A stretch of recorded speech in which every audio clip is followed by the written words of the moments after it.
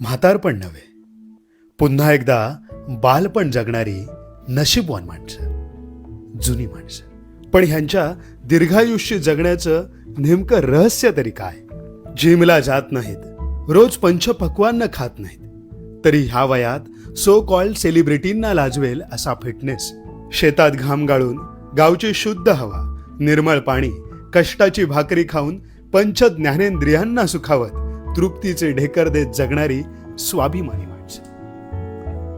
कोणाशीही स्पर्धा नाही, मटेरियलिस्टिक स्वप्नांमागे रेसमध्ये धावणं नाही, कष्टावर निष्ठा आणि निसर्गावर श्रद्धा ठेवून समाजासोबत जगणारी ही माणसं, ज्यांच्या जगण्याची उमेद बघून मृत्यू देवतेलाही लाज वाटावी अशी देव माणसं. त्यांच्या काळात इंटरनेटचं कनेक्शन नव्हतं, पण निसर्गाच्या प्रत्येक रूपाशी कनेक्ट होण्याचं नॅचरल इंटेलिजन्स त्यांच्याकडे आहे. स्वार्थात बुडालेल्या आजच्या भोगवादी जगाला कधीही कळणार नाही असं वासनेच्या पलीकडलं एक स्पिरिच्युअल जगणं ती जगत असतात.